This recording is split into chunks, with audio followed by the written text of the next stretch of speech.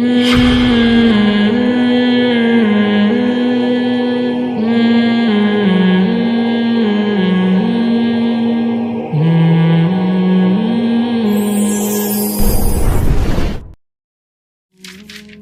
کہہ رہا ہے اقیم الصلاۃ لدلوک الشمس۔ پیچھے قرآن نے تذکرہ کیا کہ رسول اللہ صلی اللہ علیہ وسلم پر اتنا زیادہ مشرکین کا دباؤ ہے کہ قرآن کہتا ہے کہ اگر ہم آپ کو ثابت قدم نہ رکھتے تو آپ بھی ان کی طرف مائل ہو جاتے۔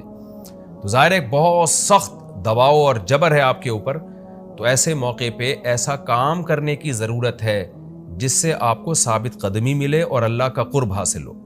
تو اس کا سب سے بہترین طریقہ قرآن کہتا ہے نماز ہے، یعنی اے نبی صلی اللہ علیہ وسلم آپ نماز کو مضبوطی سے تھامیے تاکہ آپ کو ثابت قدمی ملے، آپ کو اللہ کا قرب ملے، کیونکہ جس اللہ کے لیے کام کیا جا رہا ہے نا، جب تک اس اللہ سے رشتہ مضبوط نہیں ہوگا تو اس کام میں آپ ثابت قدم نہیں رہ سکتے، اور اللہ سے رشتہ مضبوط کرنے کا سب سے بڑا ذریعہ نماز ہے۔ اس لیے قرآن کہتا ہے اقیم الصلاۃ، آپ نماز قائم کیجئے، لدلوک الشمس، سورج کے ڈھلنے کے وقت۔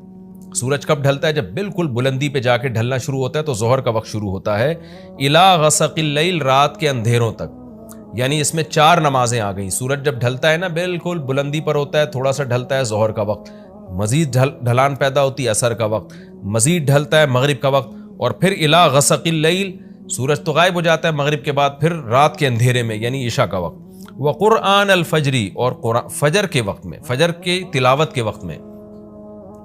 تو قرآن میں اشارہ کر دیا کہ اصل تلاوت کا وقت ہے ہی فجر کا۔ آج بعض اماموں کو ہم نے دیکھا فجر میں بڑی مختصر تلاوت کرتے ہیں، یہ بالکل غلط ہے۔ سنت ہے فجر میں طوال مفصل، یعنی سورہ حجرات سے لے کے سورہ بروج تک کی جو لمبی لمبی صورتیں ان کو تلاوت کیا جائے۔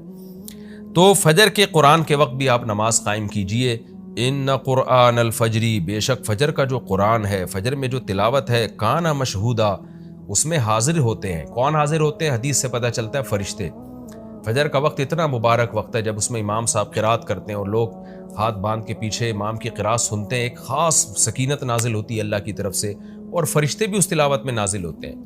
صحیح حدیث سے یہ بات ثابت ہے کہ فرشتے جو تبدیل ہوتے ہیں نا، ان کے آنے جانے کا وقت اور فجر اور عصر میں ہے۔ وہ جو فجر میں فرشتے آتے ہیں انسان کی حفاظت کے لیے، لہو معقبات من بین یدیہ ومن خلفہ یحفظونہ من امر اللہ، بہت ساری مخلوق اس کائنات میں ایسی ہے جہاں تک سائنس نہیں پہنچی اور ہو سکتا ہے قیامت تک پہنچ ہی نہ سکے، وہ انسان کی عقل سے بالاتر ہے وہ مخلوق، اور یہ بھی ممکن ہے پہنچ جائے سائنس ترقی کر کے۔ وہ مخلوق انسان کو نقصان پہنچانے کی کوشش کرتی ہے، تو اس مخلوق سے بچانے کے لیے، جن میں جنات ہیں سر فہرست، ان سے بچانے کے لیے اللہ نے فرشتوں کا انتظام کیا ہے۔ تو حدیث میں آتا ہے صبح و شام، قرآن سے بھی یہ بات ثابت ہے، صبح و شام فرشتوں کی باریاں چینج ہوتی ہیں اور وہ ہماری حفاظت کے لیے اللہ کی طرف سے متعین ہوتے ہیں۔ تو ان کی جو حاضری ہے ان فرشتوں کی، وہ فجر کے وقت میں ہوتی ہے۔ اور یہ بھی حدیث سے ثابت ہے کہ بہت سے فرشتے صرف تلاوت سننے کے لیے زمین پہ اترتے ہیں۔ تہجد کے بارے میں حدیث میں آتا ہے کہ جب کوئی شخص تہجد میں قرآن کی تلاوت کرتا ہے تو فرشتے آنا شروع ہوتے ہیں اور اس کے جو ہے نا لبوں پہ اپنے منہ کو رکھ لیتے ہیں اس کی تلاوت کو چکھنے کے لیے۔ اتنا فرشتوں کو لطف محسوس ہوتا ہے تہجد کی تلاوت میں، اور پھر وہ تانتا بناتے بناتے جو ہے نا ایک دوسرے پہ سوار ہوتے ہوتے آسمان کی بلندیوں تک پہنچ جاتے ہیں۔ تو فجر کی نماز میں بھی یہ فضیلت ہے۔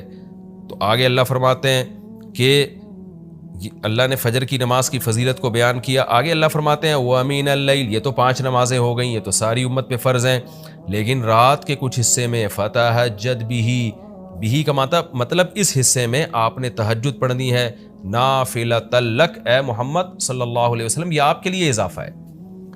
کیا مطلب؟ یا تو نبی صلی اللہ علیہ وسلم پہ 6 نمازیں فرض تھیں، یعنی 5 فرض کے علاوہ تہجد بھی فرض تھی، تو اس لیے قرآن نے کہہ دیا کہ امت پہ تو 5 فرض ہیں نافلۃ لک، لیکن یہ تہجد آپ کے لیے اضافی ہے، یعنی آپ پر 6 نمازیں فرض ہیں۔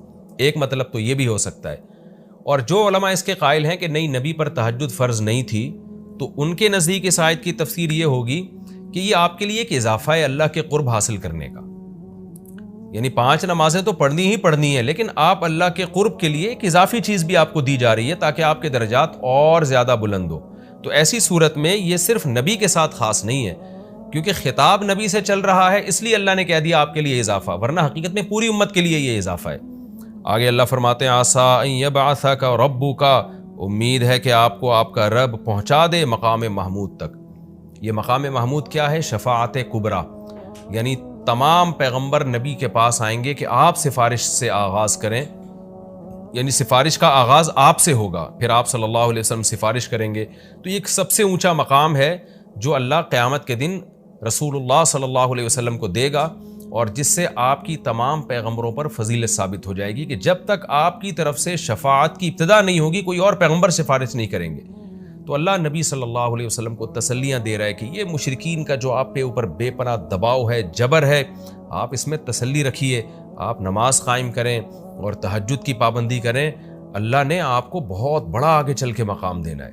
تو چونکہ نبی صلی اللہ علیہ وسلم بھی بشر تھے نا، مشرکین کے دباؤ کی وجہ سے آپ بھی ایک پریشانی میں آتے تھے، تو اس لیے اللہ آپ کو ثابت قدم رکھنے کے لیے آپ صلی اللہ علیہ وسلم کو یہ خوشخبریاں سنا رہا ہے کہ آپ نے اپنا اس عمل کو فوکس کرنا ہے، نماز اور تہجد کو، تاکہ آپ کا اللہ سے قرب رہے، اور اللہ آپ کو خوشخبری دے رہا ہے کہ امید ہے آپ کا رب آپ کو بہت بڑے مقام تک پہنچا دے۔ رہا مسئلہ مشرکین کی دھمکیوں کا کہ یہ پوری کوشش کر رہے ہیں کہ آپ کو مکہ سے نکال دیں، تو ہم نے تو بتا دیا کہ یہ خود بھی نہیں پنپ پائیں گے، لیکن آپ نے اللہ سے کیا دعا مانگنی ہے؟ وَقُلْ رَبِّ، کہہ دیجئے اے میرے رب، ادخلنی مدخل صدق، مجھے مکہ میں داخل کیجئے مرغوب داخلہ، اچھا داخلہ، اور مجھے مکہ سے نکالیے بھی اچھے طریقے سے، یعنی اچھا نکلنا ہو میرا، ایسا نکلنا جس کے نتائج اچھے ہوں۔ اس میں اشارہ ہے کہ آپ صلی اللہ علیہ وسلم کو مکہ سے نکالنے پر مجبور کیا جائے گا، اور ایک وقت آئے گا کہ آپ مکہ سے نکلیں گے۔ تو اللہ اپنے حبیب صلی اللہ علیہ وسلم کو پہلے سے دعا سکھا رہے ہیں کہ آپ اللہ سے دعا مانگے، اللہ جب میں نکلوں تو میرا داخلہ بھی اچھے طریقے سے ہو اور میرا نکلنا بھی اچھے طریقے سے ہو، یعنی پسندیدہ نکلنا ہو۔ سوال پیدا ہوتا ہے نکلنے کا عمل تو پہلے ہے اور مکہ میں داخلے کا عمل بعد میں، تو نکلنے کا تذکرہ پہلے ہونا چاہیے کہ اللہ مکہ سے مجھے اچھی طریقے سے نکال، اور مکہ میں مجھے داخل بھی اچھے طریقے سے کرنا، تو داخلے کا تذکرہ پہلے کیوں؟ تو اس میں بلاغت کا ایک نقطہ ہے کہ پیغمبر کا بنیادی مقصد وہ ہدف ہے جو پیغمبر دنیا میں لے کے آئے ہیں، تو اس کی آغاز تو مکہ سے کرنا ہے جس میں آپ کو بھیجا گیا، جو ابراہیم علیہ السلام کا شہر ہے، جہاں بیت اللہ ہے، اسلام کا مرکز تو اس جگہ سے بننا ہے۔ تو اس جگہ سے اگر نکالنا ہی مقصد ہے تو یہ جگہ تو رہ گئی نا پھر جو ابراہیم علیہ السلام کا مرکز اور ابراہیم علیہ السلام کی دعائیں تھیں، تو اس لیے اصل مقصد تو یہ کہ مکہ میں داخل میں اچھے طریقے سے ہوں، جو پیغمبر کا مقصد تھا دنیا میں آنے کا، مکہ فتح کر کے داخل ہوں، یہاں مجھے غلبہ ملے، اور یہاں میرا جب داخلہ ہو تو ایسا داخلہ جس کو میں پسند کروں۔ یہ جو ابھی میں مکہ میں کہیں سفر سے جا کے واپس آتا ہوں، یہ داخلہ وہ داخلہ نہیں ہے جو میں چاہتا ہوں۔ تو چونکہ مکہ سے نکلنا مقصد نہیں ہے، نکالا اس لیے جا رہا ہے تاکہ داخلہ ایک طاقت کے ساتھ ہو اور اچھے طریقے سے داخلہ ہو، اس لیے اس داخلے کا تذکرہ پہلے کیا جا رہا ہے۔ ہاں وہ داخلہ اس وقت تک ممکن نہیں ہے جب تک مکہ سے ایک دفعہ آپ کا خروج نہ ہو، تاکہ مدینہ میں ریاست بنے اور آپ 10,000 کا لشکر لے کر فاتحانہ انداز سے مکہ میں داخل ہوں، اور جس مقصد کے لیے اللہ نے آپ کو بھیجا تھا وہ مقصد پورا ہو۔ تو وہ مقصد نکلے بغیر پورا ہو نہیں سکتا، اس لیے نکلنے کا تذکرہ کر دیا، ورنہ اصل مقصد تو یہ ہے کہ اللہ میں مکہ سے نکلنا نہیں چاہتا، میں مکہ میں داخلہ چاہتا ہوں۔ داخلہ ایسا ہونا چاہیے مدخل صدق، سچا مرغوب داخلہ ہونا چاہیے۔ چنانچہ اللہ نے آپ کی دعا قبول کی، اور جب نبی مکہ میں داخل ہوئے نکلنے کے بعد تو کیسا بہترین آپ نے کا داخلہ ہوا کہ 10,000 کا لشکر لے کر آپ گئے، اور مشرکین مکہ آپ سے معافی کی بھیک مانگ رہے تھے۔ تو یہ مکی آیتیں اس وقت تو ظلم کے پہاڑ توڑے جا رہے تھے، لیکن پیغمبر سے اس طرح کی دعائیں کروائی جا رہی تھیں، وَأَخْرِجْنِي مُخْرَجَ صِدْقٍ، اور اللہ مرغوب نکلنا ہو، یعنی جب میں نکلوں تو بھی میرا اچھا ٹھکانہ ہو۔ چنانچہ آپ کا نکلنا بھی بڑا اچھا ہوا کہ پورا مدینہ آپ کے استقبال میں کھڑا ہوا تھا، اور طلع البدر علینا من ثنیۃ الوداع، یہ جو ترانے ہیں یہ مدینہ کی بچیاں آپ کے استقبال میں پڑھ رہی تھی۔ تو آپ کا نکلنا بھی اچھا ہوا، یعنی مدینہ میں داخلہ جو مکہ سے نکل کے، اور پھر جو مکہ میں آنا وہ تو اس سے بھی زیادہ عزت اور شان کے ساتھ ہوا۔ وَاجْعَلْ لِي مِن لَّدُنْكَ سُلْطَانًا نَصِيرًا، اور اللہ تو بنا دے میرے لیے اپنے پاس سے زبردست طاقت جس میں میری مدد ہو، غلبہ دے دے مجھے مشرکین پر۔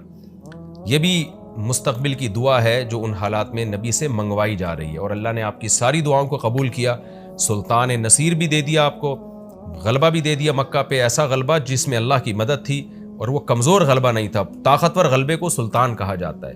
اور مدینہ میں جانا بھی آپ کا پسندیدہ ہوا اور مکہ میں آنا بھی آپ کا پسندیدہ ہوا.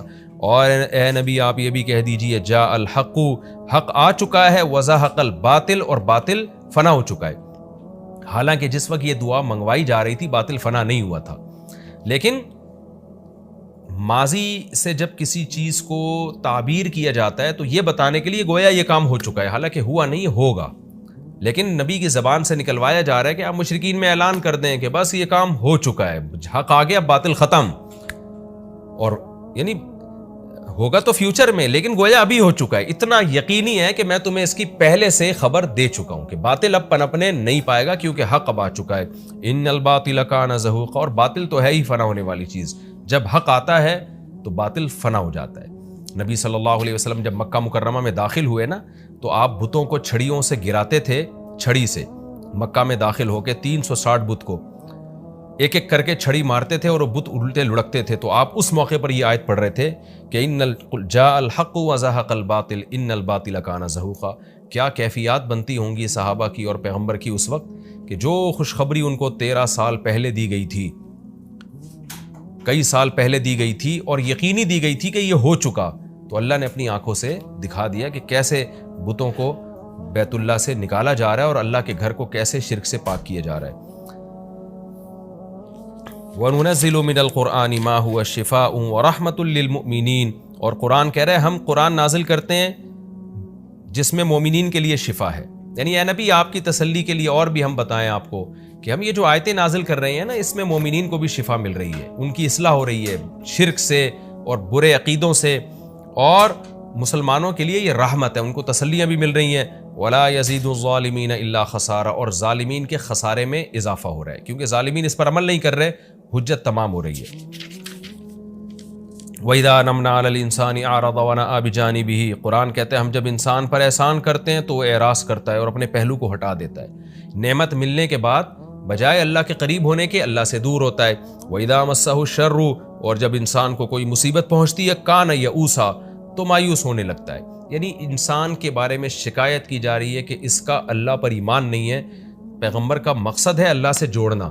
تو یہ جو مشرکین ہیں جو اللہ کو نہیں مانتے، یہ خوشیوں میں بھی اللہ کو بھولتے ہیں اور غم میں بھی اللہ کو بھولتے ہیں، اسباب کو دیکھتے ہیں. لہٰذا جب اسباب کو آپ دیکھتے ہو اور پریشانی آتی ہے تو اسباب بتا رہے ہوتے ہیں پریشانی دور نہیں ہو سکتی، تو مایوس ہونے لگتے ہیں، ڈپریشن میں جاتے ہیں.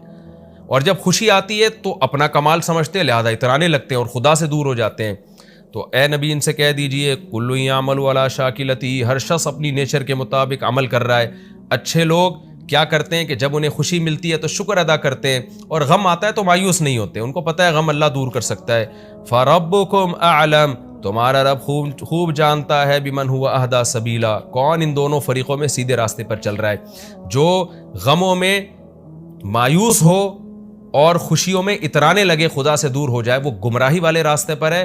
اور جو خوشیوں میں اللہ کے قریب آئے، شکر ادا کرے، اور غموں میں بھی اللہ کے قریب آئے کہ غم کو اللہ ہی دور کر سکتا ہے، مایوس نہ ہو، یہ سیدھے راستے پر ہے. اللہ خوب جانتا ہے کون سیدھے راستے پر ہے، یعنی اس میں اللہ نے اشارہ دے دیا کہ یہ لوگ سیدھے راستے پر ہے. تو ہمیں